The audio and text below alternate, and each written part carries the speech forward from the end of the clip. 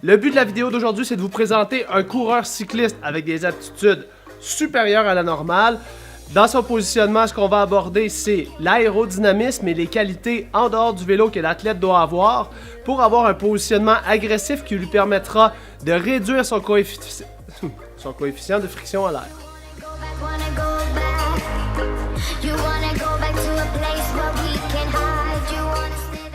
Alors, aujourd'hui, on reçoit Jérémy Fontano, champion de sprint au Québec. Là, tu es vraiment une machine dans la catégorie mètre 1. Ton activité de prédilection, c'est? Les critériums. Les critériums, dont les mercredis à Laval. Donc, pour ceux qui veulent suivre les courses, là, c'est à chaque semaine durant l'été, un peu comme les mardis cyclistes. Les mercredis, ça se déplace à Laval, puis c'est un critérium. Donc, c'est des courses à très haute vitesse, des courses avec beaucoup de virages qui demandent beaucoup de technique. Jérémy, c'est un gars qui a beaucoup d'expérience. Tu fais du vélo depuis l'âge de... 10 ans. On dira pas ton âge, mais Jérémy a beaucoup d'expérience sur son vélo.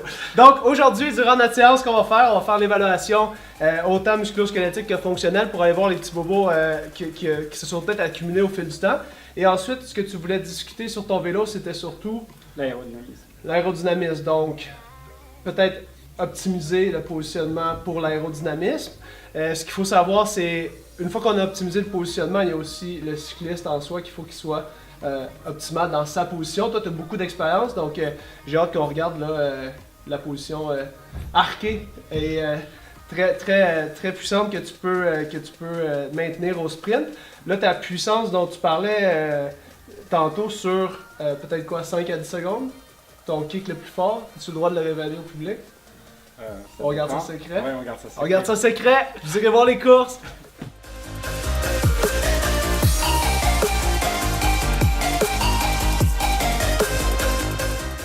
Donc, avec Jérémy sur son vélo, une des choses qu'on est en train de discuter, la hauteur de selle, dans le fond, c'est quelque chose que Jérémy a souvent joué lors de ses positionnements. C'est quelqu'un qui va avoir une selle plutôt dans la limite inférieure, donc une selle plutôt basse, qui va utiliser beaucoup ses quadriceps pour pédaler. On va le voir aussi au niveau de la cheville. Et puis, l'autre chose qu'on est en train d'ajuster, c'est l'inclinaison de la selle et le recul de selle. Donc, 3 choses super importantes pour mettre le cycliste confortable. Tu sens qu'il y a une petite affaire à l'extérieur? Ouais. Oups, bon. C'est bon parce que ça, c'est quelque chose que tu veux utiliser beaucoup. Là. Ouais. Très souvent, c'est plus utiliser. Je vais comme vraiment celle où est-ce que je suis comme dans le fond, là, c'est comme vers la fin, je suis quasiment vers l'avant.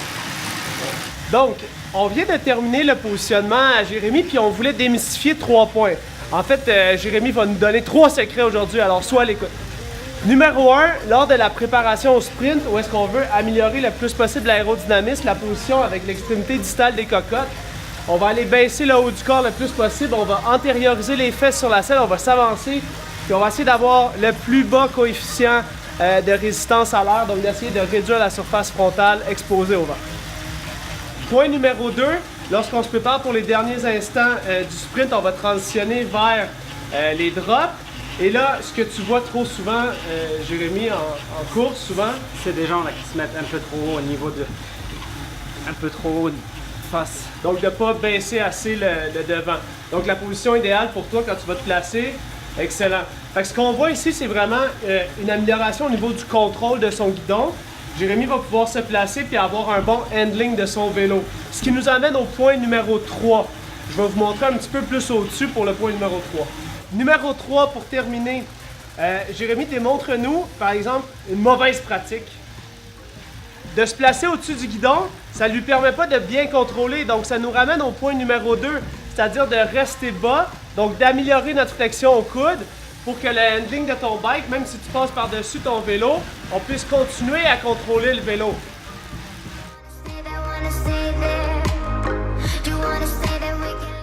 En résumé, ce qu'on a changé sur le vélo à Jérémy, on a été relever la selle d'au total 5 mm, ce qui est quand même une différence significative, tu l'as senti tout de suite.